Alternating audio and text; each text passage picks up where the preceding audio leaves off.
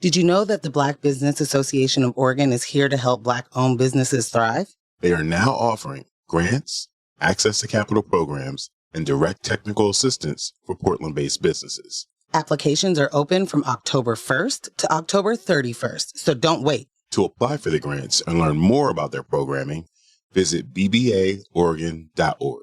That's bbaoregon.org. This opportunity was made possible by Prosper Portland. Yeah, I'm ready. Wait, where did MJ say we're calling this again? Oh, right. No, I got it. I know we're live.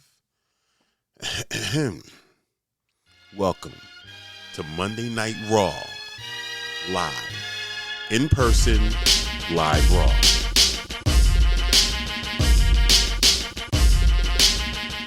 All right. Mics are live. Production crew is ready. We have a stellar Take production off. crew. Okay. Oh. Well, welcome back to News of My Fiance. Raw, live, in person, live Raw. That's with it. Morgan Jones and DJ Ambush reporting live from the 5-alarm fire. That is downtown Portland. Thank you for joining us. We really, really appreciate your support. Be a part of the text chat fam squad. Hop in the text thing for the chats on YouTube. It's called a live chat. Hop in there. Super chats. All that stuff. Oh, pay us. That's what super chats are, right? I think I'm not you're all the way correct. familiar with the internet. I'm still learning it. Before we get all the way started, humongous shout out to our studio sponsors, We Out Here Magazine and Spirited Justice for providing such a dope space for us every Monday. And our on-site production crew, which has grown today. Yes. So shout out to Kyle, Jess, and Ross for In the making building. Sure What are we this talking show about? Happens It's each amazing. Monday. So and good. of course, our remote quality control, Michelle, who stays in the chat, letting us know what's going on. And of course, all of y'all watching, listening, staying engaged with us. And before we start, make sure you hit that button, like bell, friend zone, share, copy. All the things. I don't know. Share with the Subscribe. folks. Share with the folks. Subscribe. All those things. So we can get in the algorithm. Yeah. So that people know that we're out here. And you can always become a member over at patreon.com/newswithmyfiance to support our expanding show so we can keep getting smarter, better, faster, stronger, and then spend more time with y'all. Let's do it. Let's get this quality time cracking. Do-do-do-do-do-do-do. What song is that? That's just our transition. It's a transition jingle. When did you take that off your face? I completely missed it. I took it off so I could talk, but I had to enter the Hit the scene rewind. pretty shiesty. You know? What? Why? No. Oh, okay. I just didn't finish my question. And I will just leave it at that. All right. Well, Well, all right. we're that close to the election. So you needed... Strong arm tactics. Yeah. Yeah.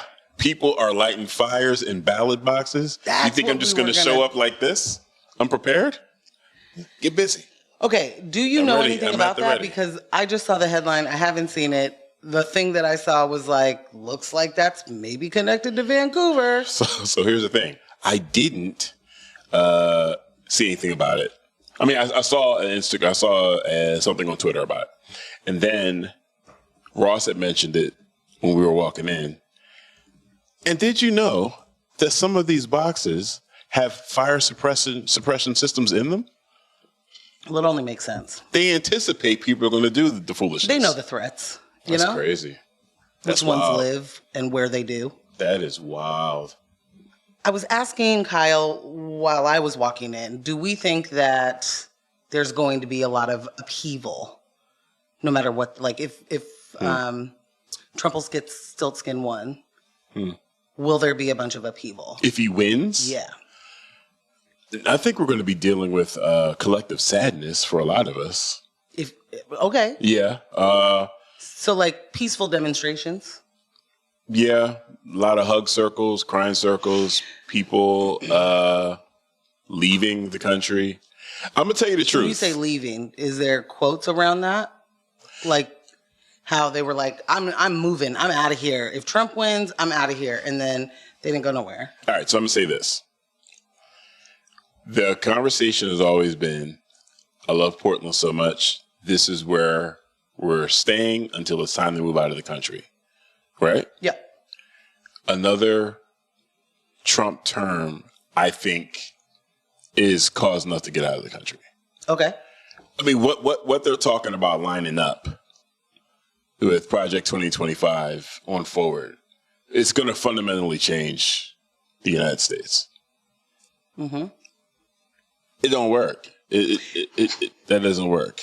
Some of those things, to be fair, yeah. A lot of the 2025 is Project to Now. Yes. And Project 2020 now. Yeah. Correct. A bunch of those things are already happening. Yeah. But I hear you. Yeah. I'm stressed. I hope people in the chat tell us where to move because I'm not real good with geography. I learn something new about geography every time there's a reason for me to even look up a country. Like, whoa, you're right next to there? Like, that's literally what's happening to me every single time. Oh, my gosh. Who knew Paraguay was right? You know, like, it's like that. Yeah. Anyway, just a real quick or brief look at that.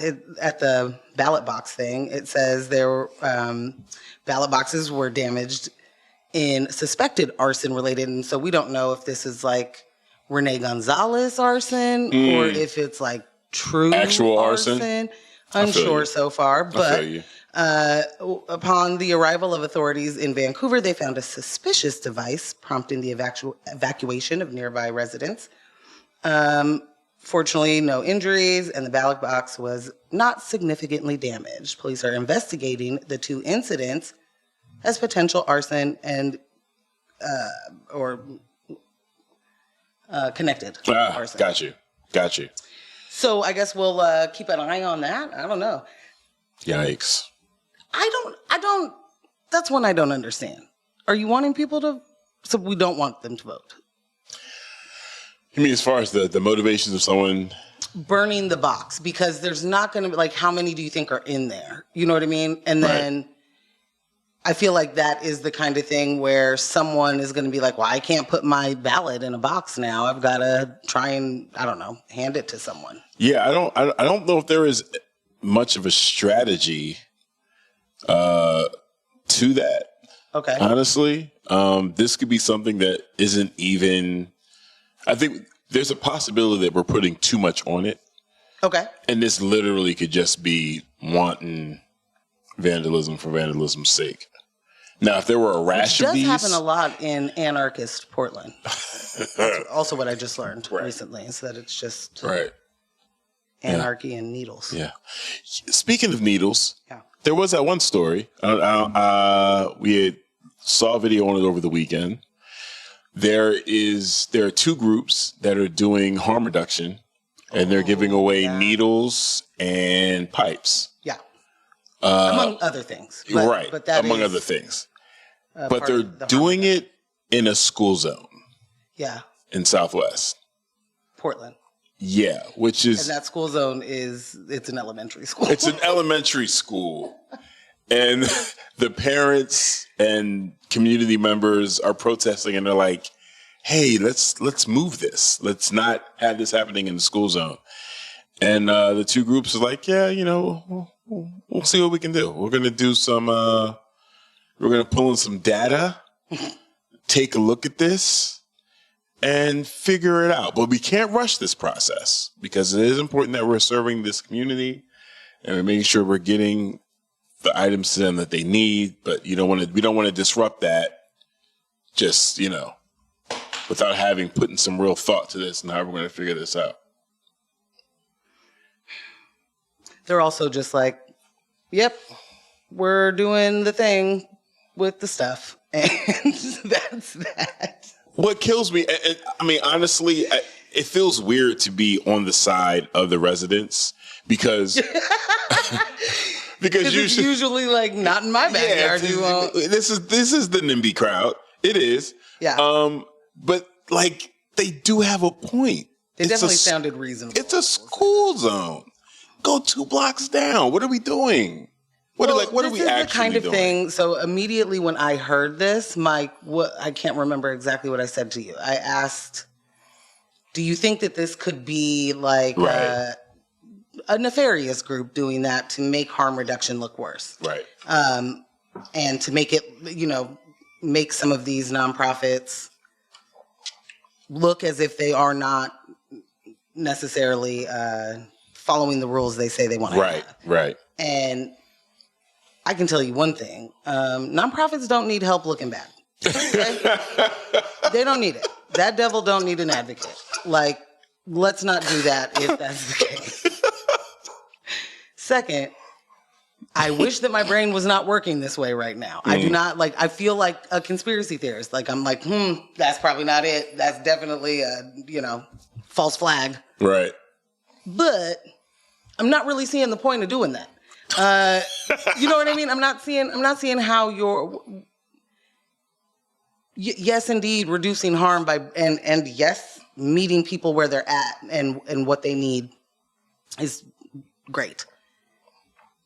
Take it 2 blocks over, and I think you're still helping those people with the same amount of fervor. Right. And you know what I mean? And it does matter. It has never, even with decriminalizing, does not mean that doing drugs in public is totally fine and not illegal. This is the kind of thing that really, I think, would confuse people. Yeah. You're in a school zone, so that's illegal. Right. That's just you don't get to do or sell drugs in the school zone. That's why there are higher fines and all of those things, right?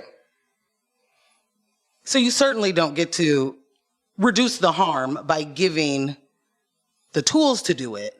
Right. In a spot that you should not be doing it. So, and to paint a fuller picture. One of the way they basically, the members of the community basically explained it is, okay, they come out, these 2 organizations come out, they distribute the needles and the pipes, clean ones, of course, no cost. And then immediately after that, the dealers show up right there within the school zone, make daytime sales. And then everyone just starts using right there on the spot within the same school zone. Oh, yeah. One of the dads was like, as soon as they leave, the dealers come in and it's a 3-day party. It's a 3-day party. It's just a 3-day handle the scandal. Yeah, Which would be fun to watch from my porch. If you weren't walking your children to school. And I don't understand why you would double down on, nope, this is where I'm going to go. Instead of ooh, we got that wrong. Didn't know it was a school zone. Somehow missed that. I don't know. I feel like everybody else gets to play real stupid with things. Like the president can be like, I never read it. I really do. I'm saying this now. We are going to actually make an attempt to reach out to these 2 organizations because I want to hear their side of this. Because to me, what this sounds like is they want to stick it to the elite. And it's we're going to do this no matter the cost, in your face. You need to know. It's okay. Helps who? Right. Ultimately, who's this working for? Back to my point, though. I don't think that people that truly understand the benefit and the importance of harm reduction are going directly into a school zone and doing that. I'm finding it real. And I say that knowing that Portland is one of the most performative places, or, at least believing that Portland is one of the most performative places. Right. And it's still nah, that can't be genuine. That can't, nope. Yeah, I am concerned. Yeah, that's some rough stuff. Yeah, that's pretty rough. I'm just going to say what we're going to cover, and I don't really necessarily know when it will get covered. Right. But we are going to talk about what does Act 22 in Puerto Rico have to do with, I don't know, Gaza. Kamala and Trump are in their final push. So that's cool. And going. I don't know well for either one, but going. It's sketchy. We have now for a full week been talking about the spousal identity theft story here in Portland, which we have yet to get to. Yeah. So planning to do that at some point. And then just a announcement that Thursday, on our Thursday morning show, we're going to do a lot of local election stuff and talk about ranked choice voting. And I'm positive a lot of you have already voted, and that's fantastic. I think there are still a lot of people that don't understand what ranked choice is, and that you should not rank people that you don't want. If you don't want them, you don't put them on the ballot. I'm very grateful for it. Yes. Yeah. We're also going to hit the Larry Krasner versus Elon Musk, which is, in fact, Philly versus everybody in my mind. Like, Facts. last week we talked about Elon Musk doing the $1 million sweepstakes. If you How was that going, by the way? sign a petition, It was $1 million a day, right? also have to be a registered voter. How's it going? He's getting sued. He's getting sued by Larry Krasner, that George Soros DA in Philadelphia. Yeah. His very own DA. George Soros has his very own DA. Yeah. Yeah. So those are the things. Yeah. We'll go in some sort of order or not. Do you want to talk about that Elon real quick? Yeah, I'm down for that. Okay, so Philadelphia District Attorney, one Larry Krasner, has filed a lawsuit against Elon Musk and his Political Action Committee, America PAC, because America PAC, to stop Musk's $1 million giveaway to registered voters in Pennsylvania. The DA argues that the initiative, which offers daily $1 million prizes, $1 million prizes, to individuals who sign a political petition supporting free speech and gun rights because, that constitutes an illegal lottery under state law. Musk announced the giveaway earlier this month at a Pennsylvania rally in support of Donald Trump, encouraging registered voters to sign the petition. Election law experts quickly voiced concerns, arguing that tying cash prizes to voter registration or political pledges is unlawful. I believe last Monday we just were like, that's against the law. You just don't get to do that. Right. And we might have been right. I don't know. I don't know why anybody else isn't doing this. I think it's like in 7, it's all the swing states, right? Right. That's where it counts. Mm-hmm. And so nobody else has anything to say? No one's like, hey, this seems wrong. Yeah. I'm still going to say, Elon Musk putting his humongous thumb on the scale with buying Twitter, making it a disinformation machine,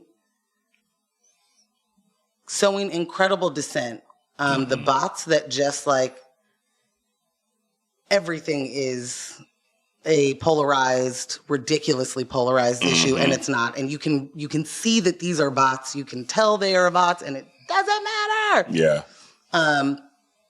Also, by incentivizing people to just basically get engagement. So it doesn't matter if you're really putting thought into your, feed or whatever. Right. You're really just trying to make money from Twitter by having different accounts engage with you. It just is rage bait at all times. 100%. And so the hell site that it was is now a further heaping pile of trash. But so he did that. And then now we're going to spend $1 million. We're going to create a PAC, give all my pocket change to it, $75 million. Who else? I mean, I have not seen reporting this week on, or within that last week, if he is giving even more money to that PAC or how that PAC is going. I went to look to see, because my whole thing is there should be like a running list, right, of who the winners are. Like, Oh, certainly, yeah. Yeah, and there isn't. But he paused on giving out in the sweepstakes last Wednesday. I think it might have been in reference to the warning from the DOJ. And then he resumed on Thursday and was like, since I missed Wednesday, we'll do 2 today. So he named 2 winners on Thursday. I don't know what happened to Friday. I mean, is this thing working through the weekend? Is it preemptive? Only business days? And I got to assume that he doesn't work on Fridays. Yeah. I gotta assume he works a 4-day work week. Every day is a Friday. And he that doesn't work on any day. That 4-day work week is about a 40-minute work week. Yeah. Yeah. But I'm excited to see how that goes. I want, Larry Krasner is a successful progressive district attorney. Yes. I still struggle with that title very much. But it is moments like this where you see the difference between someone who is there for certain reasons and someone who isn't. Yeah. So, yeah. The differences are there. I am not painting all of the district attorneys with the same brush. I just believe that the system itself is. It is. It is. It definitely is. Built on a lie. Yeah, progressive district attorneys are harm reduction. Yeah, pretty much. That's what we're looking at. And it's great that we don't have one here anymore because we don't need it, obviously. It's not a thing that we need. We've made all the progress you can make. Everybody should come live here because it's a progressive haven. But I am saddened. Same. Oh, bother. Well, if you want to get even more excited, and by excited I mean bothered, they're all talking about the Trump Madison Square Garden rally as was it a Nazi? Or not? And, unsure. I don't need anything that happened recently at this new particular rally for me to question whether it was a Nazi rally. Any of the preceding rallies, all of preceding rallies are all Nazi rallies. You know how I know? Nazis show up. Nazis be there in droves. Yeah. Yeah. Groves, loaves. Yeah. All of them. All of them. Yeah. Which does in fact make it, that is, I think, the rule. Much like one drop of, never mind. Wow. Okay. Didn't see that coming. Eugenics. What else eugenics? Okay. This guy. right over here. Okay. All right. Yeah, I don't know what's wrong with you. Okay. Again, did not see that coming. All right. So what about that rally? Yeah. Donald Trump's recent rally at Madison Square Garden, meant to energize his base, has sparked significant backlash. Attendees and critics alike noted that parts of the rally quickly turned divisive, with some calling it a hate rally. Nice. I just feel like we're late in the game to call it that. It's like you're just now calling it a hate rally? Well, this is the first time he had 25 speakers that were going to do hate. All right. There's usually 4. Fair enough. Is 4 hate speeches not a hate rally? I think 2 are. How many hate speeches does it take to make it a hate rally? 1. What's the over and under? One. One hate speech makes it a hate rally? Yeah. I think that they disagree. I'm sure they would. Okay. Several speakers in the audience chants reportedly crossed into openly offensive territory, taking aim at various minority groups, including Muslim Americans. This sounds like a high school football game. I'm sorry? With the racist chants. Depending on what state you're in. Yeah. They do love to scream about bananas. Yeah. It make ape sounds. They love that shit. Yeah, it's really true. Lock them up. Send them back. Build the wall. Yeah, okay. All right. So I'll get into a story real quick. Are you going to go back to where you came from? I will. Well. I'm sorry. Oh, my God. Picture this. Sicily. High school. Delaware. Joe Biden's Delaware. Joseph Robinette Byron or a different Joe Biden? No, that one. Joe Biden's Delaware. He did own it at that point. Mm-hmm. Man of the town. This is probably 1993, 94. I believe I was a senior that year. Okay, so that's the basketball season. This is a Christian school I was going to, Baptist school. Yeah. And before you guys ask, no, we didn't play secular high schools in sports. We only played other Christian schools. Okay? Were you Michael Jordan? No. And by that I mean, Oh, you mean was that? Of the time in the high school. Absolutely. And it sabotaged me for Temple. Completely sabotaged me for Temple University. They were like, actually, you're not. Oh, you're a center? No, you're actually a short guard. Oh. Terrible. Yikes. Terrible. Yeah, I had this conversation with Pujetter. Same thing. He was like, ooh. Yeah, no, that's yeah. Not great. So anyways, great game, right? We won, sure, whatevs. And end of the game, you're smacking hands with the other team, high-fiving it, sportsmanship, shaking hands, got to do that. Yeah. And some of the parents from the other team, telling all the kids playing, nice game. So it was me. It was me, my brother, 3 years younger than me, and then our play cousin Julian. And we're at the bleachers and we're grabbing our bags and stuff. And dude walks by and he's like, nice game, nigger. Oh, wait. Listen, he says first it. of all, warnings of some sort. I'm sorry. Listen. I'm doing things. He says it and it totally catches me off guard. Completely. Yeah. Naturally. It would. Yeah. It would. And I was like, wait a minute. What did he say? Did he? Huh? So I had to look at my brother and Julian, and it was like, did he say what I think he said? And he was like, yeah. I was like, oh, wow. Yeah, that was the thing that happened. That was real. I mean, yeah. To the point of that happening in the 1900s. Yeah.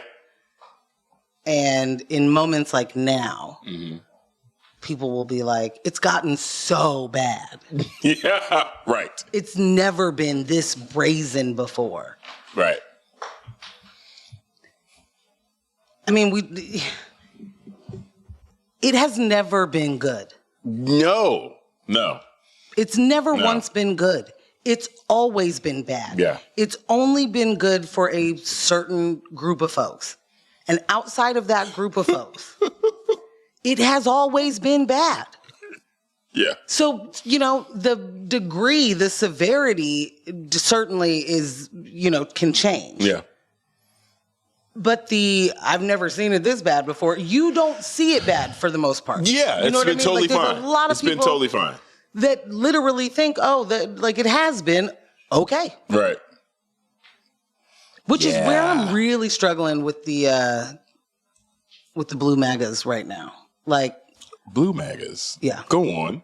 Oh, well, that's what I call the blue wave Dems. Not that I call them. I didn't make it up. Okay. But they're very much the, vote blue no matter who. And then they're ready to Okay. Because, Joe Byron was the candidate, we're just going to make it totally fine that he's the candidate. And we're going to tell you that it doesn't actually matter. Shove it down your throat. That he doesn't remember yesterday's name or, yesterday's anything. Okay. So my thought is in these moments where we're hoping that people sort of actually absorb the things that are happening and pay attention to the things that are happening and then carry it forward so that you act on it now and you keep acting on it later. Not that, whoa, this crazy thing like Trump became the president and that means we just got to make sure that never happens again, but we're not going to do anything to actually make sure it never happens again. It's got to be different. It absolutely cannot continue to be, well, we're going to hope for the best, just lesser of two evils and everything's fine. It absolutely cannot be that. And there were a bunch of different backfiring moments in that rally. So I'll just go for some of them. I don't even know who Tony Hinchcliffe is. I now have to know who he is. Apparently, we will also call him Kill Tony. I don't know if that's his name or just the name that he's trending on Twitter by, but and Google. But he made the statement. I think so. He's one, supposed to be a comedian, and two, this was supposed to be a joke, I guess. That there is a floating island of garbage, and it's called Puerto Rico. For the people that are like, I love it in America, and we are the greatest country, and we are the greatest people, we're the smartest and the things and the stuffs and all of that. We look how much land we have, you know, all of the like things that don't actually matter, but what people are proud of.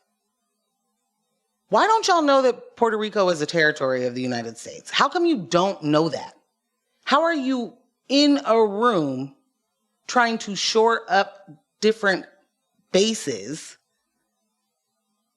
saying jokes like that? When would it make sense for us, the greatest country in the world, to leave your territories out to dry like that and then brag about it? Like that's absolutely insane to me. And we'll talk about later how Kamala came out swinging the very next day with 2 different ads, kind of highlighting directly to the Puerto Rican community, highlighting the ridiculous things that Trump continues to do, say, all of that stuff from back when he was, you know, throwing paper towels to the Puerto Ricans after Hurricane Maria? Question mark? Maria? What my favorite part of that entire ad is that she uses the sound of Trump saying Puerto Rico, which is like one of the funniest things in the world to me, because he says it like that for zero reason. He is not a person who's trying to be respectful of a language when he pronounces anything. So he's not like, let me get this right. It literally made no sense for a person like that to do that. Puerto Rico. Still one of my favorites. Anyway, she used that sound and highlighted that he just throws paper towels and doesn't really do anything except for harm those territories. You know? I apologize for having to abandon you there. I am back, though. I apologize to everybody for me rambling. So it wasn't a ramble. It was pretty good stuff. Good luck with that. I don't know. We have a fantastic editor. Maybe he just scoops all of that out for the upload. I think it might be its own little clip. Doubtful. I forgot about the whole Puerto Rico thing, the way he says it. So she uses that in the ad? Yeah. Dang, son. Yeah, and it's just the audio, which is even better. I'll find it and repost that video because I've used it. I've posted it before for one of my People's Market slides. And, oh my God, why? Oh, because I'm really funny. Not a My People's Market. Oh gosh. Yeah, no, I'll find it. Oh goodness. Terrible. But so that was the Hinchcliffe dude. Hinchcliffe. He also gave me this great one. He was like, well, look, there's a black in the crowd with a thing on his head that looks like a lampshade. Yeah. And then was like, just kidding. That's totes my friend. We did a Halloween event last night at his house and we carved watermelons. Yeah. I did see that one. We carved watermelons. Watermelons. Definitely not what's up. Definitely not what's up. Definitely just not funny. So here's one of the things for me. Conservatives will do the left has no sense of humor or whatever, and they can't be funny and they don't like to laugh and all of that, and like dead wrong. I love to laugh. I laugh every day. I laugh a lot. I laugh so much. I make myself laugh so much that there are times that Ambush is like, why are you doing that? Why couldn't you just be serious in this moment? Yeah. I don't know. I'm an unserious person sometimes. They're good times. I think it's funny at the very least. And I'm apologize in this moment. All of that to say, This is not like the joke went over my head. No. This is not the, wow, you guys just love to be mad. Comedy can be edgy. It can be all of those things. It can push the envelope. But when you are consistently doing punch down humor and racist humor, like racism that's not edgy. No. It's literally every day. It's not funny to get the watermelon joke. Like, that's just not even funny. And if that is funny to people, like, y'all really got to examine, what do y'all be fucking laughing at? Right. Because there's the same people who will be like, you said white woman and I can't deal with it. You know what I mean? Like, you cannot, okay, I'll say I cannot. But in my iPhone, which I do in fact hate, wow, for the most part, wow, which is in fact a far inferior phone. Okay, now get to the point you're trying to make there. All right. Jeez. Okay, well, I can't type white woman, white man, black woman, Latino, Latina. You can't do any of it. It keeps trying to change it. Really? It continues I remember to you change saying this before. I certainly can't swipe it, which, you know, you can barely swipe anything on this stupid keyboard anyway. Okay. All right. Okay. Ambush, you know how many years I've been swiping? Far longer than we have. It was as part Apple of a users, selling point for sure. to do this stupid ecosystem. Was like, well, now I can swipe. You can swipe on that phone. Okay, maybe. Right. Well, we'll try it out. But I can't. Like, so if you do, you get the word white. Right. If you start woman, it either changes that word or changes white. Right. To something else. It's infuriating. Who's that for? Right. Why can't I, like, this is what happens when there's only one group of people doing the feeding an AI or, you know what I'm saying? Like, programming. Because what do you mean that you need to have something to say about that? Yeah. What do you mean that you don't want me to, what? And I don't need you trying to figure out the rest of my sentence in my text messages. Could you please chill? Right. And I do understand. It's not that androids don't do that, but it's way better normally, more accurate, if you will. So something you said, that's what it was about, you know, a much smaller group being responsible for the programming and the AI and controlling the tech.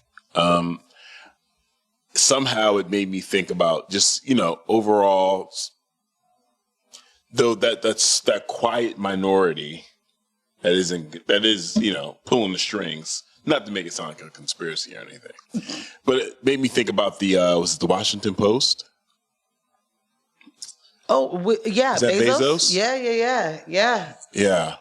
I don't know if you guys have heard about that at all. Well, one, he would not allow the Post to endorse Kamala. Right. But there were a bunch of editorials leading up to that where, like, obviously this is who we're going to endorse. Like, oh yeah. I mean, it is sort of a clear choice for news outlets. Right. It's, you know, thank you for bringing this up because Elon is getting a lot of my smoke right now and Jeff isn't getting nearly enough. This is putting your fucking thumb on the scale too. This billionaire shouldn't exist. Facts. Number one. Facts. But the fact that you can just buy media outlets, right, own them, and just control narratives. And the thing is capitalism is cool. It's really cool. It's cute. It works wonders. And what it gives us is choice. Right? Right. Or something like that. There's a market. Perceived choice. And the market decides on who's going to be successful or not. Which, if you're a person who's like, I don't understand the economy at all you need to understand is that every single thing that they keep telling you about it and why it works the way it works is just, they're just shitting in your face. Right. Right. I didn't mean to say that. Right. But that's it. None of it is a thing. Like, not enough to build your economy around it. And certainly not like none of us who will never benefit from it should be so bought in. Right. I think I might have lost my train of thought. But where I was going is Jeff Bezos is able to own a very well-respected news outlet. Which is wild. And then get to say, no, you don't get to endorse the person that all of you that actually work here every day and do this job. And no, we're not doing that. Right. So we're just going to not endorse when there are people literally waiting for that endorsement to come out so they make a decision. I don't know if that's great or not, or I'm not saying that that's great or not, but I'm saying that that is that's a thing. Right. I don't want everyone basing their votes on the Oregonian, but if they do, they do. You know what I mean? So he gets to control that, all the while not getting any of the smoke for it. Right. Just, they get to be like the shadow puppets are running the government while the shadow puppets are paying them. It is the wildest thing in the world to me. Right in our face, broad daylight. Broad daylight. Yeah. Yeah. Broad daylight. Like they don't even try. They don't even try to make it look different. And I think that's where I get incredibly upset that it just isn't. At least give me the courtesy of pretending that you think I'm smart enough to understand what's going on. Because that's more offensive than most of the racist jokes, honestly. Yeah. Yeah. The insult to your intelligence. Yeah. Like, oh no, this isn't a bad thing. It's not weird that Jeff Bezos owns the Washington Post. It's totally fine that he does. Free market, baby. If you don't like that news, don't read it. Right. It's honestly. Truly, honestly. So disappointing. Yeah. I felt like that was kind of, I don't know, man. I don't know why I'm still continuously surprised by moves like that. But it's just like that's a major thing. That's huge for someone of your stature and power. And like to flex that muscle in front of everyone. And it's, again, like me and Ross were joking a little earlier. Things is going from dog whistles to bullhorns. Like, right. What do you think this says? You actually are hoping that in case Trump wins, you still stay in his good graces. Like that's what you're signaling. That's literally what you're signaling. We cannot endorse Kamala. Why? Because Trump might win. And the thing is, you are a billionaire. You are in the class in which he serves. Period. But you're worried about like personal attacks. Like you're worried about him coming after you personally. Because that's the way he wants to run the country. Because he will. Right.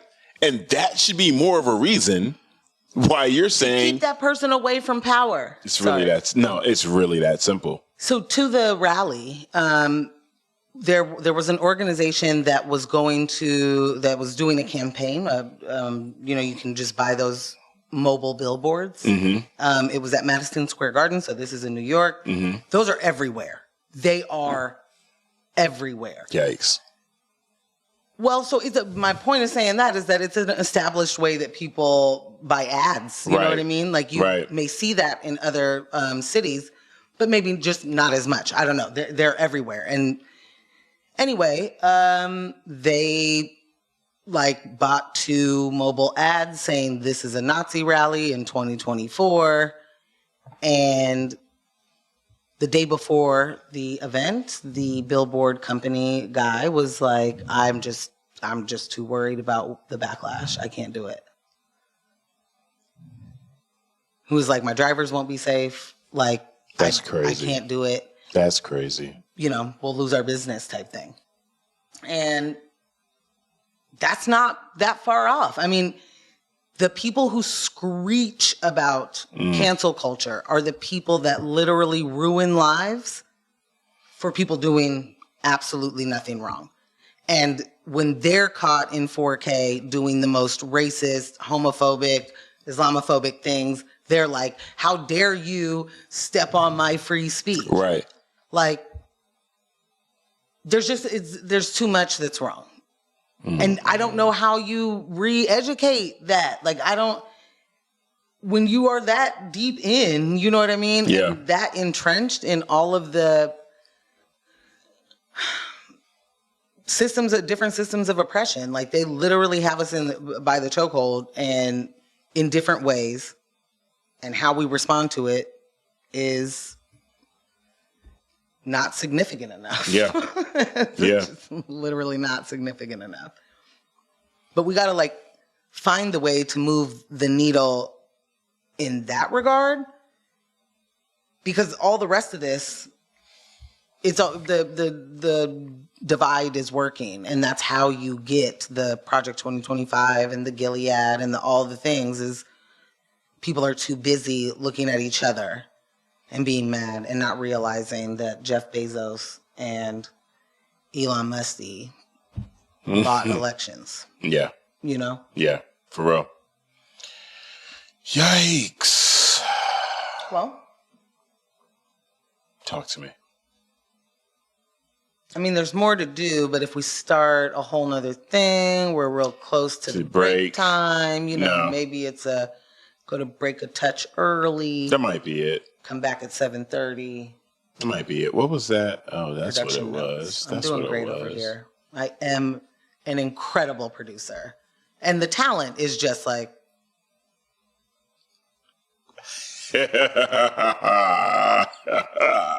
right?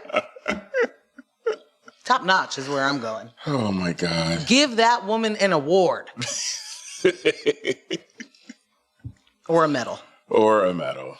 Or money. All right, now I'm down. I believe I am connected to the roadcaster there, so I can play a song you requested. I did request. You did request a song. And play that as we go into the break. Love it. Thank you. It's coming through. Nice.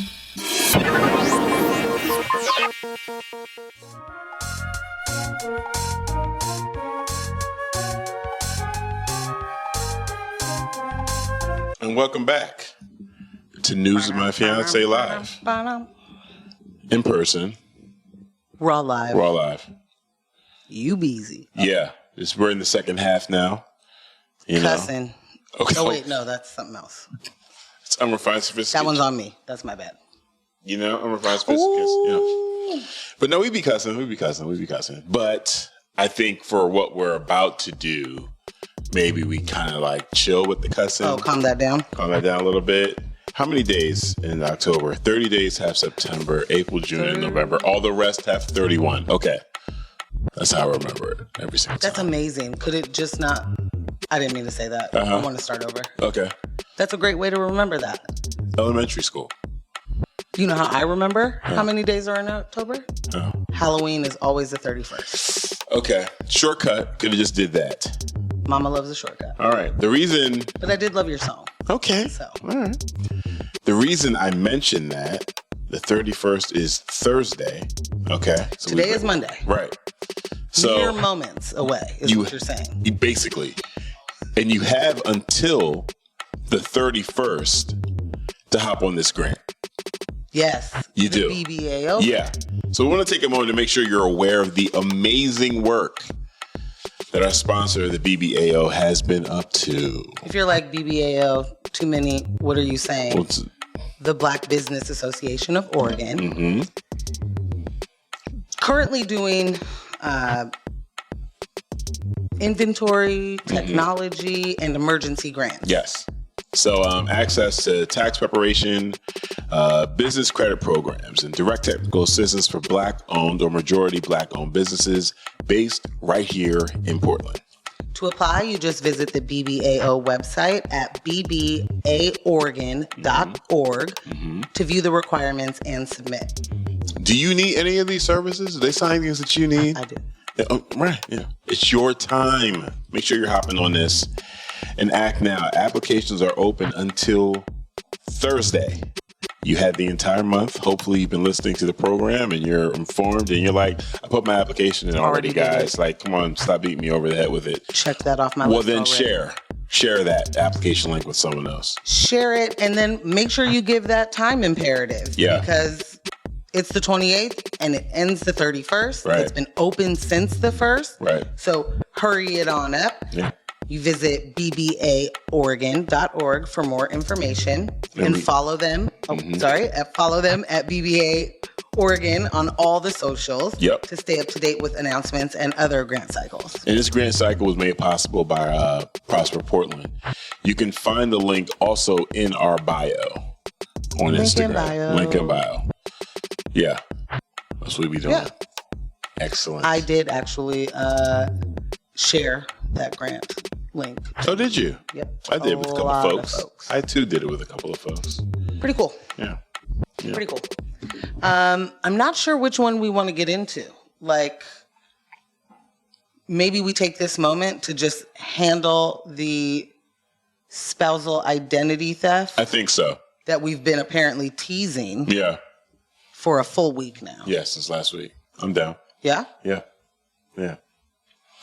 Danielle Del Prado, a Portland resident, is embroiled in a complex spousal identity theft case after discovering that her wife allegedly took out over 50 fraudulent loans and credit lines in her name. 50? 50. Totaling more than $200,000. Del Prado only became aware of the deception in early 2023 after a bank's fraud department flagged suspicious activity. She then reported the crime to local law enforcement, but her case was suspended due to limited leads, as Oregon law makes it challenging to prosecute financial crimes within marriages. I know I should not stop you right now, but I'm going to do that really quick because at what point in the 200,000 USDs did the credit card company go, something looks a little suspicious? What? $200,000? 50 credit, what? Oh, bother, Christopher Robin. Oh, no. Yeah. What? Don't bring Pooh and Robin into this. I am distressed. Oregon law often treats married couples as a single economic entity, making it difficult to prove criminal intent when financial information is shared. Prosecutors would need to show that one spouse acted without the other's consent, a challenge heightened by shared access to personal information. I feel like we're giving out tips in spousal criminality by even reporting this story. Yeah. Well, guess what you could do in Oregon? As Del Prado navigates an ongoing divorce, she has placed credit freezes and filed a civil lawsuit seeking $2.1 million in damages for identity theft, emotional distress, and other claims. Her suit also claims to prevent her wife from seeking financial support based on a green card sponsorship affidavit. Del Prado's case highlights the hurdles many victims face in spousal identity theft, as criminal prosecution is rare without accompanying abuse. So she sued for $2.1 million. If your spouse indeed did steal $200,000 from you, what are the chances that then spouse has $2.1 million of their own for you to sue them? Unless... Well, to be clear, you don't have to have it to be sued for it. No, that's true. That's true. I'm just thinking about, the viability of the suit. Unless, of course, they took that $200,000. Bought a couple keys. And did some... Right. If you're flipping it... Snowfall. Word to Franklin Saint. Then we could be talking. I get it. Yeah, then I get it. Then I get it. But I feel like this person bought some Gucci purses or something. And then also maybe bought some cryptocurrency, because that's what happens.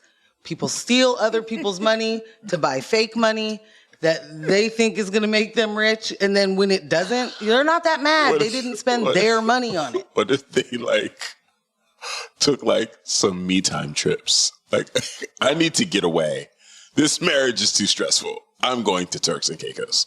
I mean, and you're paying for it. Cool, but I think like you would at least say that out loud. And I know that my credit card's about to get hit. You know what I'm saying? But no, you like literally made accounts with my ID. How can you rack up that much money that fast before the credit card companies are like, whoa, am I that poor? Wait a minute. But 50 accounts, 50 fraudulent accounts. Wait a minute. So this is what I'm saying, though. Do you know how quickly On Point Community Credit Union is like, what? Colombia? Yeah. No, ma'am. Yeah, one of our kids ordered something from overseas, it was like some skincare products. Yeah. And On Point was like, and no. What are you doing over shutting there? that down. We're just, no. Not happening. Suspicious activity. And then she didn't know how to navigate it, so she just didn't do it. She was like, my debit card doesn't work anymore. Dad, can you order, my Cash App you this money? Can you order from this company? I was like, wait a minute, slow down. You have a whole bank account. Yeah, I was like, did this transaction shut your account down, freeze your account? Why do you want me to do it? Let's see what's happening. Sounds like a scam. Yeah. Turned out, not a scam. Now, this is where I'm at with this. Danielle Del Prado, their credit was good enough. Yo, he got for 50 accounts, bro. Hit you with the 50. Not 15. Big K. Yes. 50 accounts. 200K. Bruh. That's saying something. You know, why are you guys breaking up is really the question. It seems like this could be a really lucrative situation. Not now. You know what I'm saying? Like, just get back together. I don't think that's the question now. I don't think that's... Because the two of you together there's money. A powerhouse? Yeah, it's a power couple. Honestly, this really does put a light on how, and no shade in any way, to any married person. And obviously, no shade to my fiance here. Marriage is a scam. Okay? What the fuck? Lily's in the comments. She said, excuse me? Like, what? Wait, but what?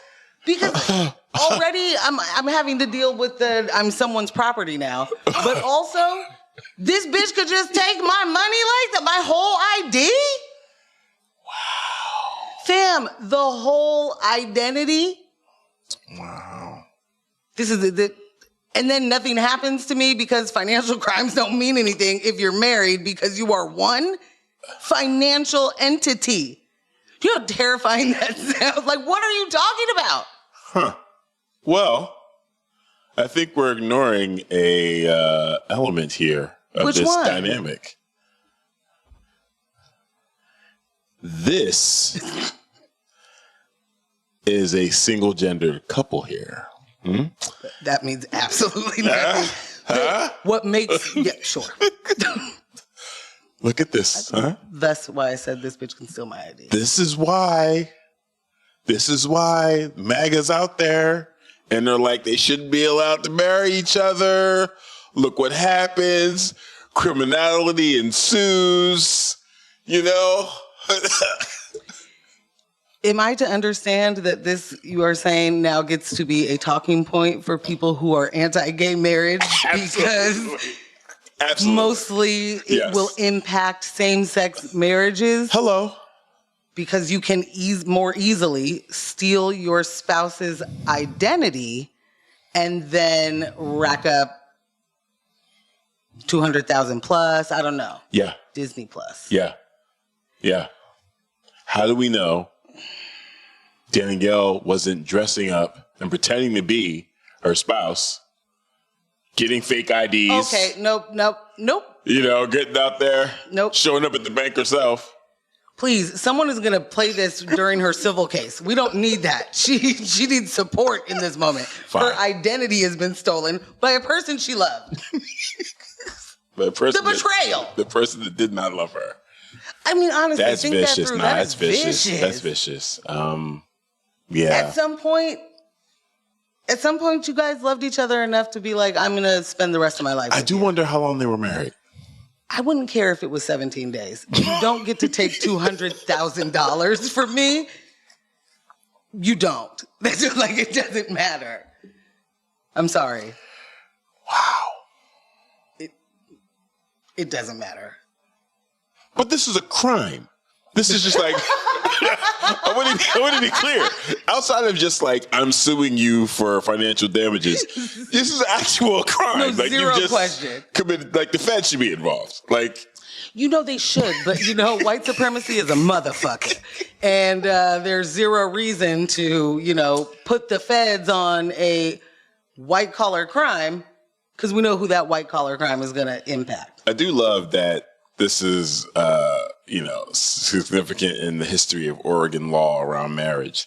So basically, this was a protection in place for husbands to be able to You control the situation. do whatever they wanted with their wives' credit. What wives' credit?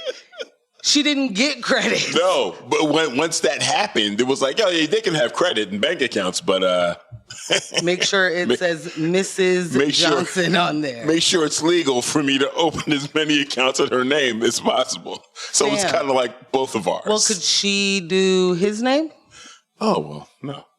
Let's not get carried away here. You're right. You know? Yeah, you're completely right. Because then I'm just like, Wowzers. fair game. I think she'd be better at it and probably get This more is, money without him noticing first. This is absolutely incredible. Wow. I'm so happy we finally I didn't think got to that story was going to make as many funny asides as it did.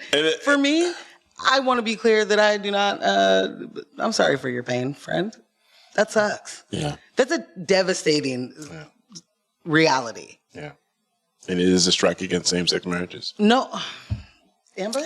What? I am literally reporting the news. That is the data. It's reflected. That is the data? It is reflected, clearly. Damn. Cut the shit. What? I don't even know how we're going to get to a different story. Like, how do we move on to Kamala Harris and Muslim voters? Like, you don't get to do that. Oh man. Okay. All right. I'm all right. I'm back. I'm back. I wish I had a different story to move into. Like, the next two stories are so, Could you imagine? are so serious. Wait. Could you imagine us trying to do that with FCC regulations on a Thursday morning? Oh my God. No. Thank God for Monday nights. We got one thing right tonight. There's that. Oh boy. Okay, I'm going to jump into this Puerto Rico Go ahead, story do it. because there's too many, what does The Wire say? It's all connected? It's all connected. It's all connected. So Act 22 in Puerto Rico is basically a colonization effort in order to bring big tech in. Into where? Why? What? Like, what? I'm just here for the news, bro. What's wrong with my peripheral vision that I didn't even see you, like, putting something on your head? In what regard? Is it magic? I'm pretty quick. What are you doing? Focus, man. I should have just read this instead of going off my dome. Now I have no idea where I was or what I should be saying. So this was initially sold to boost the island's economy by offering tax breaks to wealthy mainlanders, because those are the people that need them. They need some of those tax breaks. It's now under fire as a mechanism of modern colonization, which is amazing that it would take so many years to figure that out. Like, just in the definition of what is this effort? It is to get rich people from the mainland to move here for basically no money. They get to keep all of the dollars that they have. That's tax evasion. That's some real incentive to purchase some new land. Yeah. In a beautiful place or whatever. Sorry, I lost my spot. So, the act incentivizes investors, primarily from big tech and finance sectors, to relocate and invest in Puerto Rico with minimal or no taxes. Critics argue that this created an economic bubble that prices out locals, disrupts communities, and forces many Puerto Ricans to leave the island unable to afford the rising cost of living. In a neighborhood, you would call this gentrification. Pretty much. In a island and U.S. territory, you would call it colonization. There is no, I wonder what we're doing here. This economic colonization mirrors other forms of displacement and forced resettlement seen worldwide. Much like in Gaza, Palestinians face eviction and resource control due to military and economic blockades. But let's just think about the moments before October 7th, where we were inundated with videos of people from Brooklyn going to Palestine and commandeering homes, like just full-blown colonization. And you said this was happening before October 7th? Oh, absolutely. Yeah, guys, Yeah. before. I remember seeing those videos, like a Palestinian would go to work. Correct. And then as soon as they left, like Scurrying 20 people would rush the property, remove their furniture, bring in new furniture. And they live there now. It's mine now. That shit's crazy. I went to work. I went to the store. I left. It doesn't matter. It doesn't matter where I went. It doesn't matter how long I was gone. These people were taking people's homes who are actively living in their homes. Think about that. Right. Because here we are even in the neighborhoods that we live in, where the gentrification has been insane. I'm from Portland. I've lived in Northeast Portland most of the times that I've lived in Portland. And the ability to continue to do that is basically not. Right. And we know what it feels like that my entire neighborhood has shifted. The entire demographics are completely different. That wasn't people walking up to someone's house when they went to work and then took their house. Absurd. Took their house. So this is a complete and total struggle over autonomy, right? Over land and resources, and that resonates with Puerto Rico and the gentrification continuing in the U.S. And the fact that the invitation is to the tech bros, it's like the worst type. Like you're inviting the absolute worst people to come and gentrify. The worst people with the fakest money. Yeah. Like, money is fake. But theirs is way fake. Their shit is fake, based on valuation. Suck my dick. That's literally someone being like, I think it should mean this much. And then everyone else goes, Cool. Fuck yeah, dude. Totes. I'm also going to think that. Yeah, no, literally. But they don't have any of that fucking money anywhere. That money's not somewhere. Right. It's just like digits on a Excel spreadsheet. Yeah. Zeros and ones. I'm sorry. That's all right. I think it's worth screaming about. Because they are the ones who are getting this like full-blown, handwritten fucking invite to come colonize Puerto Rico. That's so crazy. And they've already been doing it. So understand, this particular act, Act 22, is from a couple of years ago. They are actively right now trying to end Act 22, which then turned into like Act 60. It was first Act 20. That's wow. It is all to sell Puerto Rico to rich mainland Americans, and understand that those are the same Americans that don't understand that Puerto Rico is an American territory. Facts. And they're fuck that place. They should have their own power. And it's like, right? Yeah, they definitely should. They for certain should. It'd be nice. Yeah. But then, if we totally colonize it and there's a whole bunch of rich people, fake or not, living there, property value goes crazy. And then all of a sudden, even without tons of money being put into that economy, there's no feasible way for the people who live and work there to live and work there. Right. And the fact that this is going, and there have already been tech bros who failed at this, like they did the move to Puerto Rico. Because to be clear, the tax things, in order to get the tax The breaks, there's certain things that you have to do. You have to move your business to Puerto Rico, which means if you have employees, cool, move your business.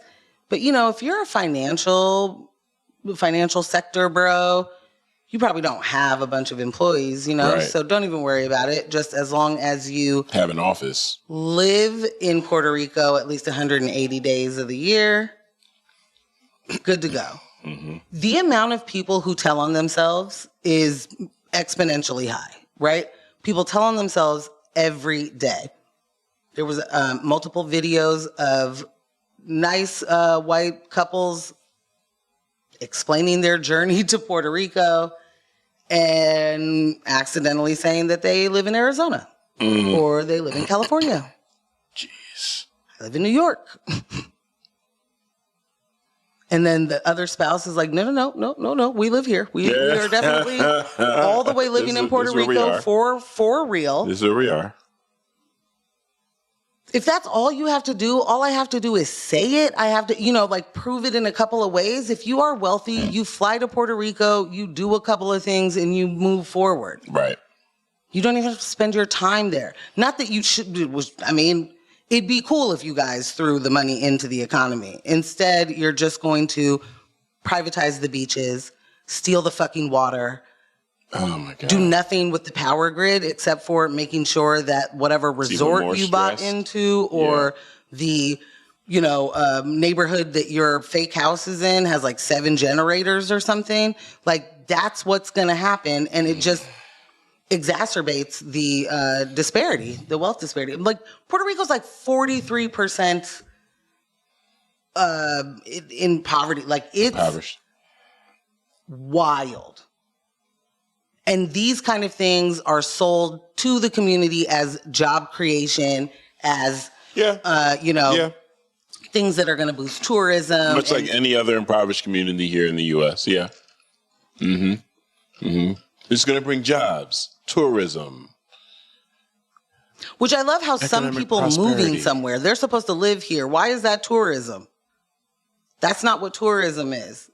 Bring the carnival boat or whatever. Right. Talk about tourism.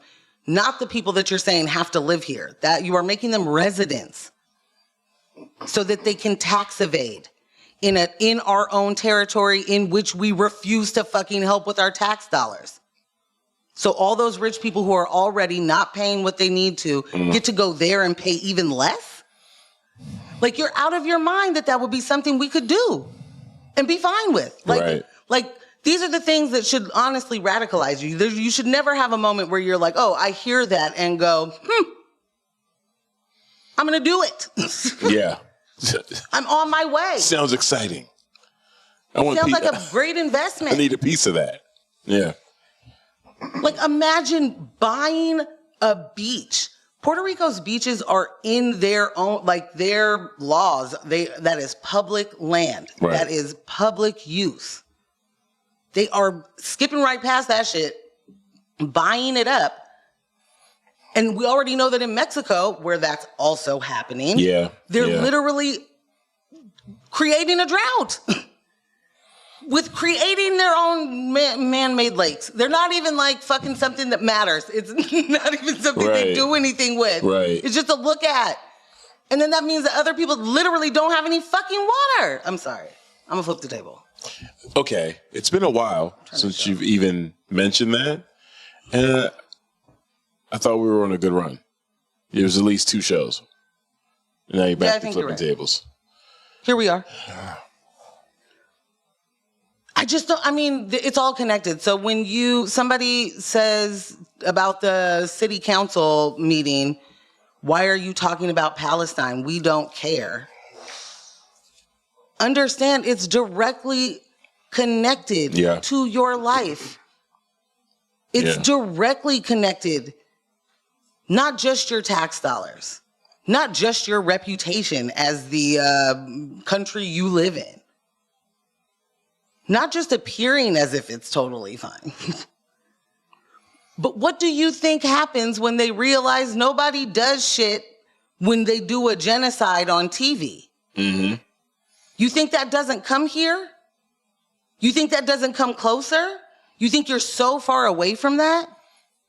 Because you're fucking not. We're not that far away from that. We are inching closer and closer in every way in that kind of violence everywhere. Everywhere. So here we are looking at not just apartheid, but an actual genocide. Right. Potential humongous war. And we're just like, you get 30 more days to finish the job. And also, none of this is connected to how any of those same politicians are going to deal with the countries they actually govern. Not just the ones they want to. When I saw that immediately, I'm like, this is some nasty ass work. For you to say you have 30 days to allow aid to enter, or we're going to do an arms embargo, is wild. Because like you said, we're giving you 30 more days to continue to do something that we've already said we have a problem with. And then we already know what it looks like, right? Because the bar for compliance is so low that all Israel has to say is, oh, we let some aid through. Okay. We ourselves gave out bottles of water and then reset the clock. Like, it's just nasty, man. If anybody is like, what the hell are y'all talking about? Joe Byron poked his head out, I don't know, last week. It was last week. To say that we're going to give Israel 30 days to get your shit together. And by that, we mean stop targeting civilians and also stop blocking the aid, or we're going to stop arming you. And what that sounds like to me is you have 30 days to finish up. Wrap it up, guys. Wrap it up. And the problem with that is in having the conversations of course, Kamala Harris and Donald Trump are not the same, right? Of course they're not. But when you are trying to sell people on voting by lesser of two evil, and the most evil thing to the person you're talking to is the genocide they're watching, with the person who you're saying isn't as bad, right, is backing it right now today. That's a losing Whether argument. she believes it in her heart or not, she's at work doing the Lord's work for her, right? Just let the white supremacy run through me.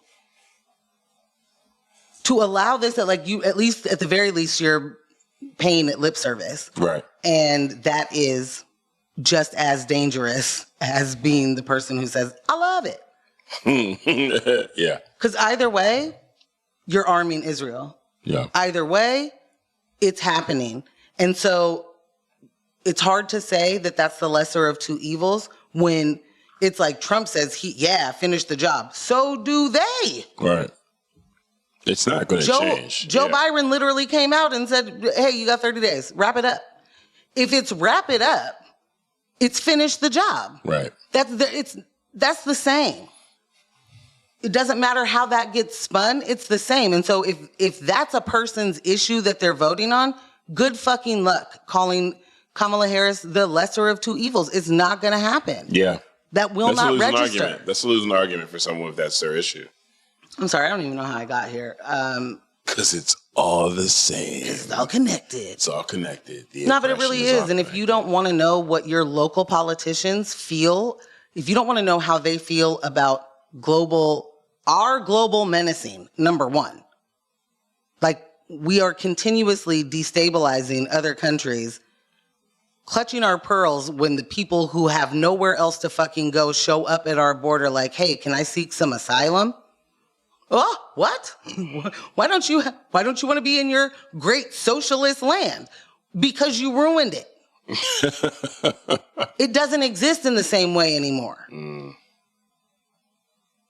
Like, we get to go destabilize all these countries, then do we need a better immigration policy, or we're going to fund all of these wars all around so that we can have our foot over there and still be a presence in the Middle East without being a presence in the Middle East. Imagine. Yeah. Biggest funder to Gaza in the way of aid and biggest funder to Israel in the way of arms. Make it make sense.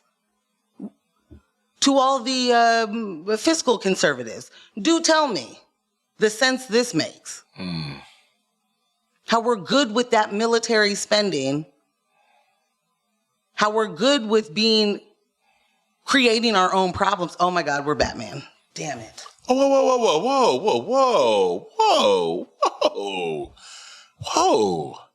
Bruce Wayne. Why are the Waynes being brought into this? Bruce Wayne continues to make his own crime to fight. To be clear, he is the reason the crime is existing. The crime preceded. He is a victim of what? Crime Alley. We know what happened there. Oh my God! The pearls. They went everywhere. Down parents. What are we talking about? We're talking about his parents. So because we always talk about his parents. Because his parents, we got to set that scene in every movie, every time, in every so show. We are so empathetic bring it back so you know what's billionaire happening. Who is literally creating crime so he can solve it. He is, and I don't even mean solve it. Fight it. He wants to fight. He wants to get dressed and go fight crime Fighting that crime. He created. Fighting crime is the funnest way in which to engage with crime. America. Would have said that is all I'm saying. You want to sit there and just be crime doing? No. Hannah Montana. Do you want to have an opportunity to fight it in the cool suit and all the gadgets? I'm going to say yeah. Have you ever seen America and Batman at the same time? Yes. Don't you do this to me.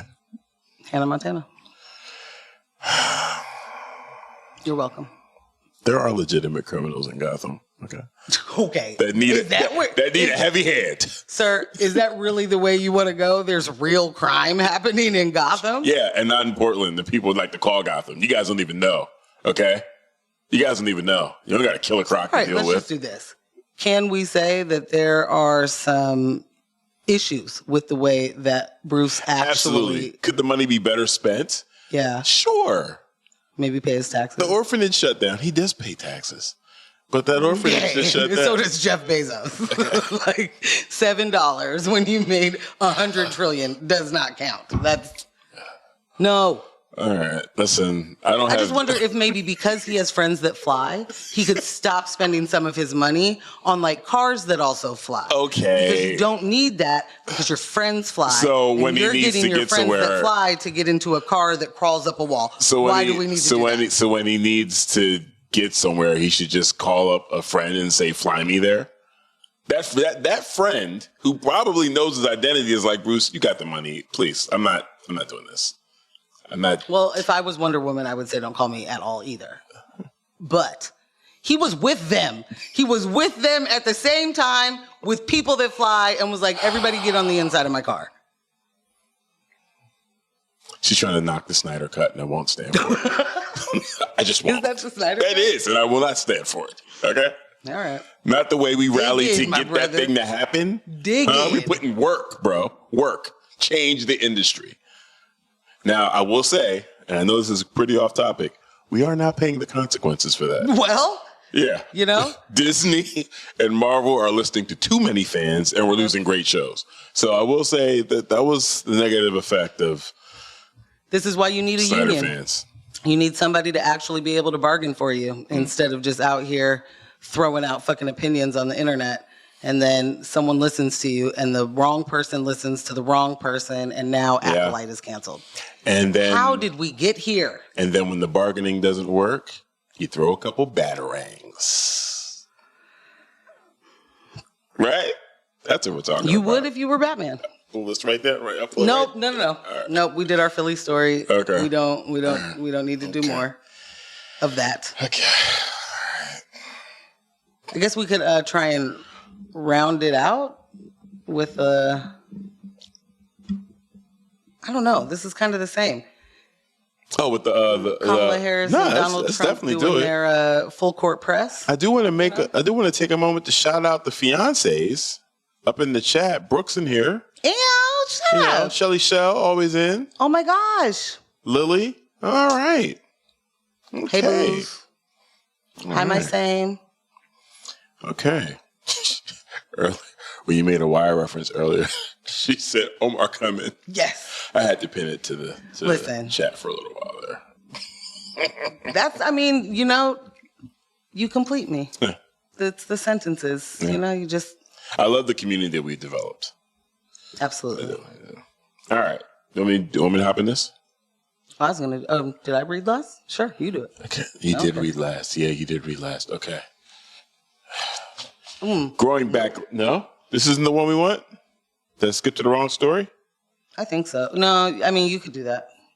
Sorry. We could double check, man. I'm sorry, Jess. I ruined everything.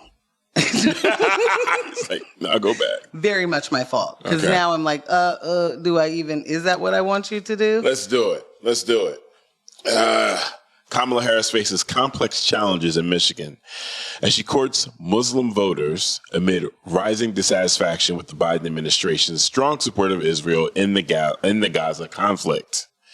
This stance has alienated many Muslim Americans who view Harris' support of Palestinian statehood and humanitarian considerations as insufficient in light of the administration's actions. In Michigan, this frustration is palpable. Biden recently lost to Uncommitted in the Arab-majority city of Dearborn, and a group called Abandon Harris has endorsed Green Party candidate Jill Stein in protest. I remember discussing Abandon Harris a couple of months ago. Yeah. On our Thursday morning. Meanwhile, Harris's messaging is part of a broader outreach that includes digital ads and WhatsApp channels designed to connect with Arab and Muslim voters. But her narrow lead in Michigan underscores the difficulties of appealing to this key demographic without a more balanced approach on Gaza. Real quick. Yeah. Playing the new, and you can how we got there. Playing the new game that Bree got me hooked on. Mm-hmm. So it's a great game. Then, of course, you got the ads. Sure. Some of the ads are cool because some of the ads are mini games that I'm starting to get addicted to. But then. I feel like that's not cool. They're great. Oh, my God. They're great. Those look like some of them are really cool. Viruses to me. It looks like if you click on this thing, it's gonna steal my identity. Maybe. So I started seeing ads for local politics. On the game? I lied to you not. It was a Candace Avalos ad popped up, and I was like, okay, tight, money well spent. Then I saw a Mingus Maps one. And I was like, oh. Damn it. Money well spent. Yeah. Dork. Anyway, both Harris and Trump are attempting to sway Muslim voters by appealing to their distinct concerns. Harris emphasizes social justice and diversity, while Trump, appealing to conservative values, promotes economic growth and a tough on-crime approach. However, and order. You got to have that law and order, man. Dun-dun. However, neither candidate has fully addressed what Muslim voters see as economic and cultural colonization affecting their communities, both abroad and in the U.S. Many see parallels between the forced displacements in Palestine, the economic impact of Act 22 in Puerto Rico, and the widespread gentrification displacing communities across the U.S. So, real quick. Mm-hmm. They both are trying to court this group of voters. Right. But in different ways. Because they have different reasons on why they should be supported. Right. And neither one are really hitting, right? Like neither one is actually making a major dent, although there have been, with the backfire of the Madison Square Garden rally, there was also like a group of Muslims that endorsed Trump. And I think that was in Michigan. Okay. I do want to circle back to that, but we'll finish this. So go ahead, make your point. So my point is it's not hitting with the groups at large, but it is getting in the cycle to even then be talked about, right? Right. And the the worst part for me is that neither one of them will address the concerns that these people actually have and continue to bring, though. It's not like they asked once and they were dismissed and they were like, well, you know, I don't want to try again. It's like they continuously are like, hey, this is our issue. And if you gave a different response, we would be able to support you. And both of them are like, not going to be able to do it. They're like, we understand your issue. This is what you're concerned about. No. I can help you on the thing that you don't care about, but I cannot at all address your real concerns. We're going to do what we can to get more trees in your community. I'm sorry, what? What are we doing? What's happening here? I'm sorry. These dynamics reflect a larger critique of economic policies that appear beneficial but end up pushing out local communities, creating an environment where political promises ring hollow. As both candidates vie for support, they may find that without addressing these broader systemic issues, their outreach efforts fall short of truly resonating with the Muslim electorate. So you said something a little bit earlier about the Madison Square Garden rally, the backfiring. Yeah. And I know we spoke about it before the broadcast too. And I've seen this, you know, with some of the coverage I have seen, it's been that angle. Like, man, he really put his foot in his mouth.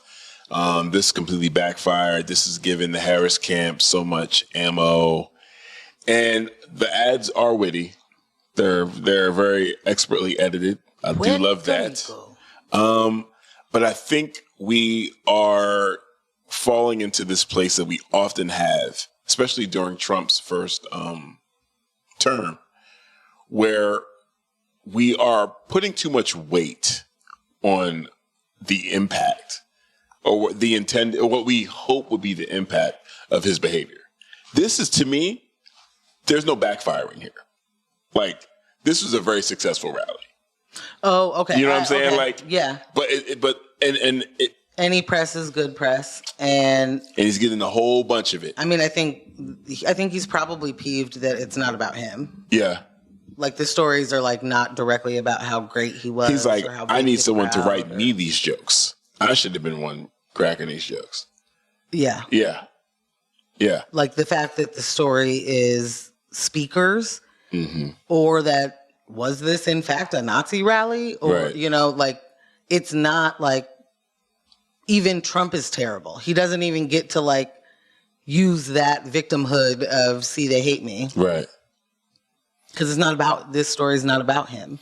So I think that's partly a backfire. And and people really like, they teed up, like they got ready for this. Like Stephen Miller was like, this man took a bullet for you. I was like, whoa. And can we, for slow down, buddy. Mother flubbing minute, can we just be fucking serious for a second about an assassination attempt that no one talks about, and then there was another one that still no one talks about? Like, I'm sorry. An actual, like, that ear situation, no.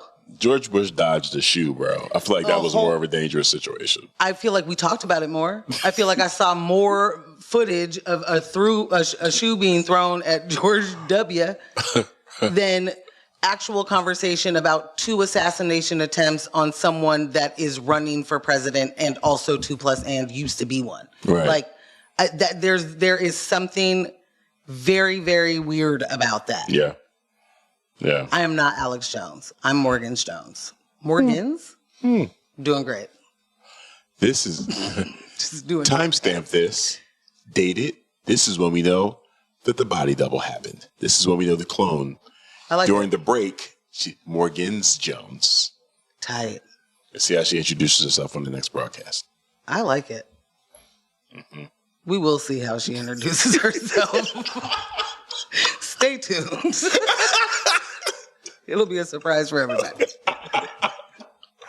No, but like, I just don't want us to get into this place where we were. The complacency, the false victories, because I remember again, we mentioned this before. Thank you so much, John Oliver.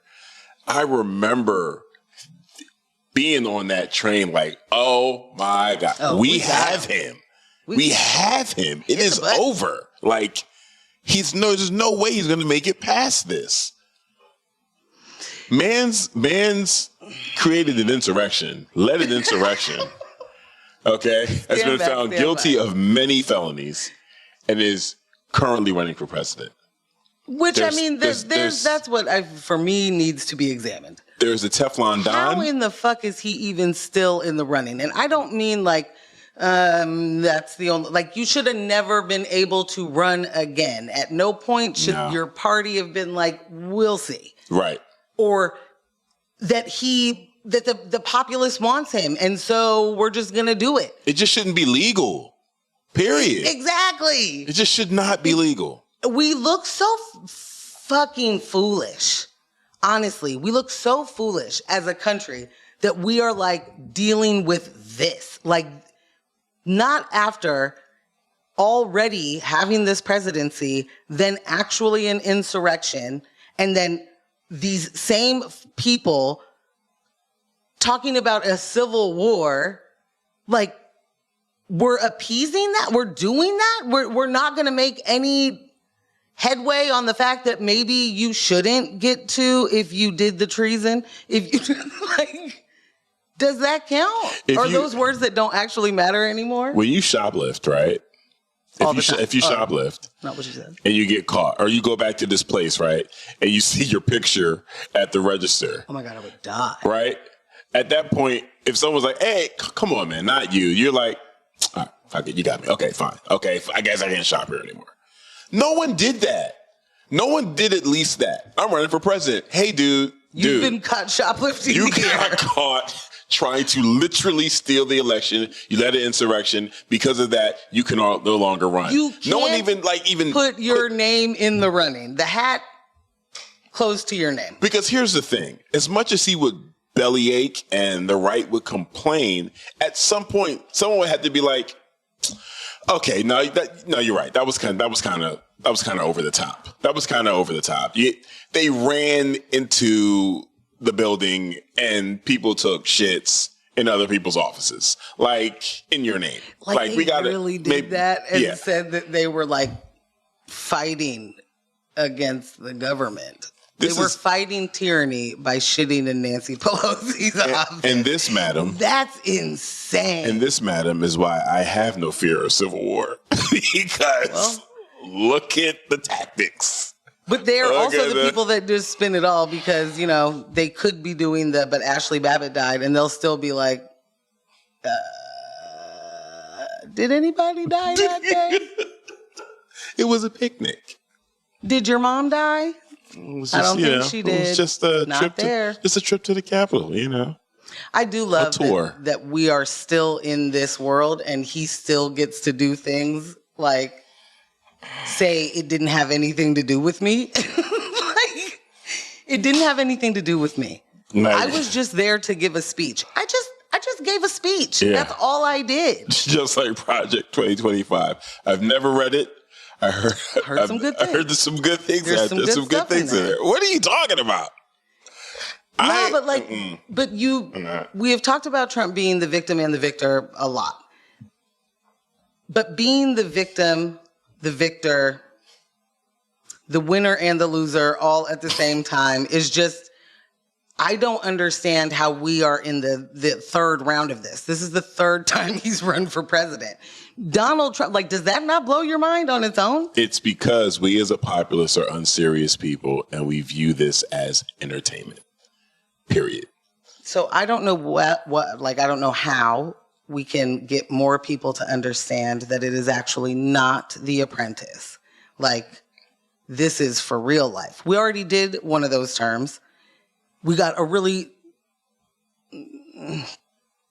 not great following. Mm-hmm. And I'm tired of that. I'm tired of the once we get a win-ish that nothing happens while it's not nothing, but significant things that they ran on don't change. And then they're like, hey, this is actually the most important election of your lifetime. There's no way that anything you've ever done before has ever been as important as this one. now you will have to save democracy. Like, I don't still know how many times we're supposed to do this cycle and be like, this absolutely works. And it makes sense. And we should just keep this going. Bruh. Where is the imagination? So I don't know. I don't know how we change that. I don't know how we get more people to take this more seriously.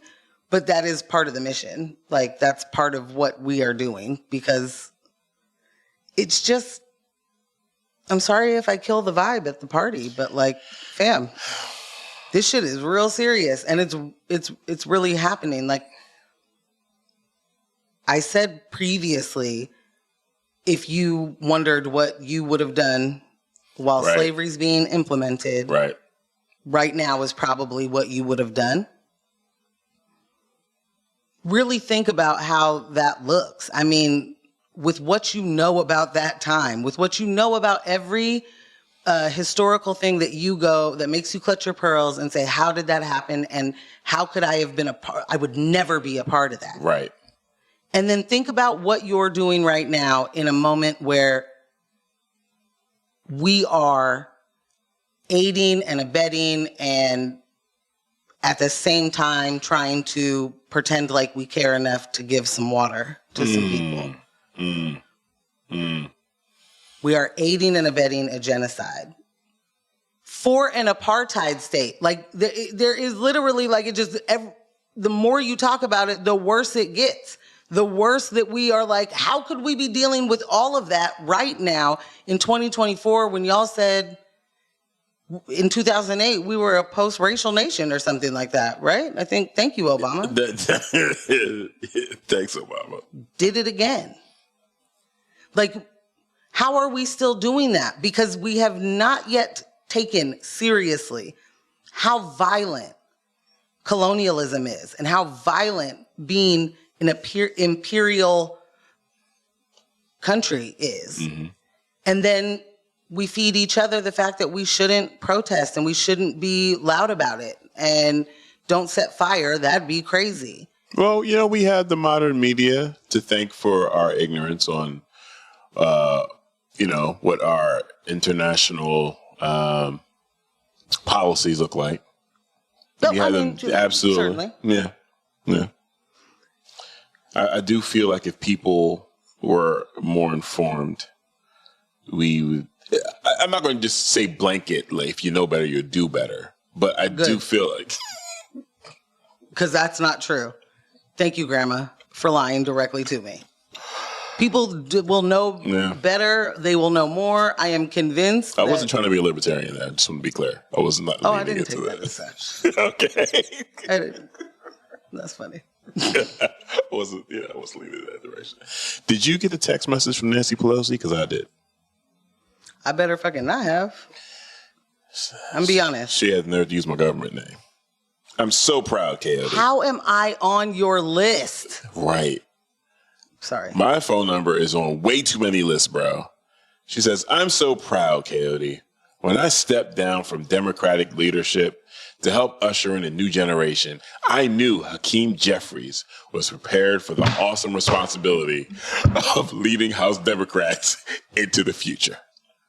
Hakeem made it crystal clear we're never, ever getting back together with Donald Trump. Kamala Harris and House Democrats will lead America forward. Will you chip in $15 to the DCCC to help make sure we can reclaim the House majority? No.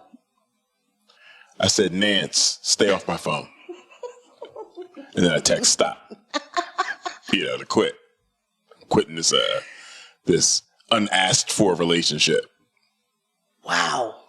Stay off my phone, Nance. I feel like this is definitely fodder for Rudo to use later. Like you and Nancy Pelosi actually do have a friendship or something. It's going to be great. Absolutely not. I won't stand for it. I'm pretty sure it's going to. No. Rudes, please don't. Mm-hmm. If there's anyone that I like less than Hakeem Jeffries, it is Nancy Pelosi. So you sending any text on his behalf ain't it, sis. A whoopsie doodle. Yeah. It's a bad way to go. I did get a text today, and that text says 7 states will decide the 2024 election. Pro-choice women are gaining momentum and need help to sustain it. Guys. That first sentence is an issue. 7 states will decide the election really highlights how fucked we are, right? really kind of shreds that one person, one vote situation. And I'm real tired of every 4 years we have to explain what the Electoral College is and why it was invented and what it does and how it means no democracy as explained to us. Such a load of shit. Because at some point, somebody got to fucking remember that and then stop like being shocked by it. 7 states. You sent me that text message thinking I was about to click a link and spend some money for pro-choice women that are on the rise. What the fuck do you even mean? Bruh. Are you not in fucking office? Like the fact that we are dealing with actual Roe v. Wade being overturned with Democrats in office, and then you send me this fucking dumbass text message talking about 7 states will decide it. I'm not even in a state that will decide it. Right. But I should fund you sending more text messages like this? Fuck out of here. No. In what regard? Also, who's sending that? What do these strategy meetings look like? You are sending a message to a person you are saying your vote matters, except not. Like, right. Check the area code. Do I save democracy or do I do something else this time? What am I supposed to do? Check the fucking area code, bro. Y'all could have saved some money. So much money. Don't send any of those texts to Oregon. What is wrong with you? Why are you texting a 503? 971. Don't do it. Be fucking for real. Fuck. Yeah, it's interesting. I'm definitely still getting texts to make sure that I'm registered to vote in Pennsylvania. Well, it's a good thing you aren't. Yeah. I guess. Yeah. I could do that double voting thing, right? Well, I mean, vote I don't know. Here, go back home. They probably vote. kicked you off the rolls, honestly, and that's why they're like, "Oh, did you register to vote? Are you registered? We kicked you off 4 years ago or something." You know, for a different initiative of trying to get people not to be able to vote. Also deal with that every 2. Literally every 2 years. People shocked every time. It's pretty great. Michelle said, Americans are amazing. Michelle said, that is what the money is for, Morgan. You know, they would be able to better strategize if you paid them that $47. If you did contribute, you know. They need to learn how to get money from hedge funds, I guess. You know? From the homies. Because that should be working for the Republicans. Y'all need to be asking, where's your holy shit, Peter Thiel or whatever his name is. I don't get a single text from the Green Party. They don't know how to get your number. No Republicans. Nobody. They don't even try to turn me. me. They give it to you. I'm not sure. How do I find out who votes where? That is one thing I've mentioned before. Just kidding, Green Party. I'm not really up for a debate. No. You're not ready to get screamed on Twitter. No one wants to fight you on Twitter. No one wants to do that. No. Right. Well, this has been wonderful. Yeah. Yet another in the books. Yeah. You know? Yeah. News with my fiance. Sorry, I'm having a neurological event and also my gummy is kicking in. Nice. We're doing great. Nice. News with my fiance. Monday Night Raw. Live. In person. Live Raw. Mm-hmm. Made it. Yeah. All the way through. Absolutely. This episode was made possible by our in-studio crew, Kyle J. Residual Audio. He's going to say it right one day. I will. I promise, y'all. We got Jess. We got Raw. Yes. We in here. Thank you. In the building. Shout out to our studio sponsors, We Out Here Magazine and Spirited Justice, for hosting us each Monday. And of course, big thanks to all of you in the text chat. Y'all up there watching, staying engaged. And do that all week. Thank you so much. Stay engaged all week. Shout out to our subscribers, man. We're at 87. I love it. I do feel like... Talking over a black woman. Wow. You feel like doing that a lot, huh? Blame Nance. What? Or Hakeem Jeffries. I don't know.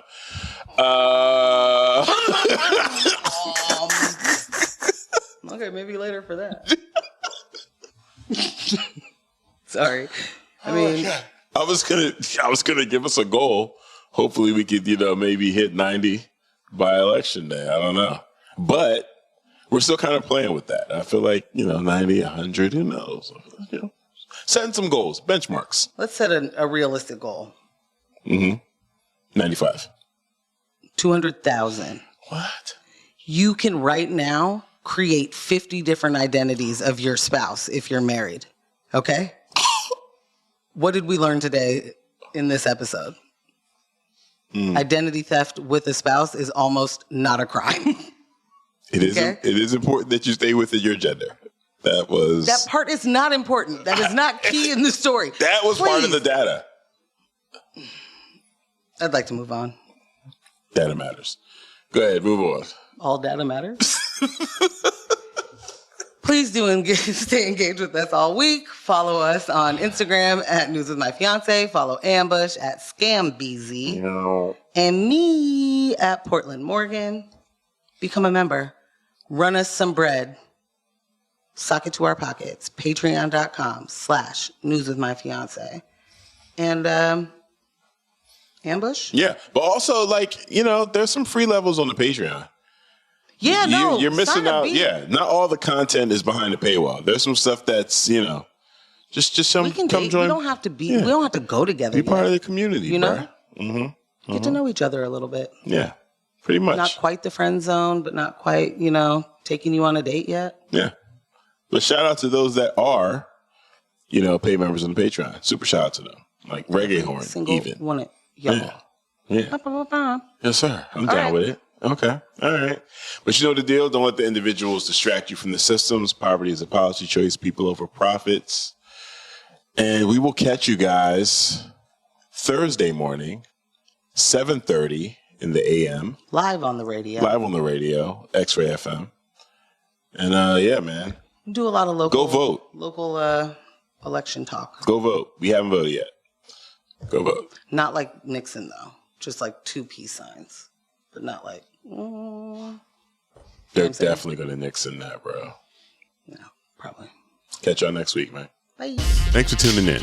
You can catch this show streaming live on YouTube every Monday night from 6:30 p.m. to 8:30 p.m. And our podcast episodes are available everywhere you listen to podcasts except Spotify.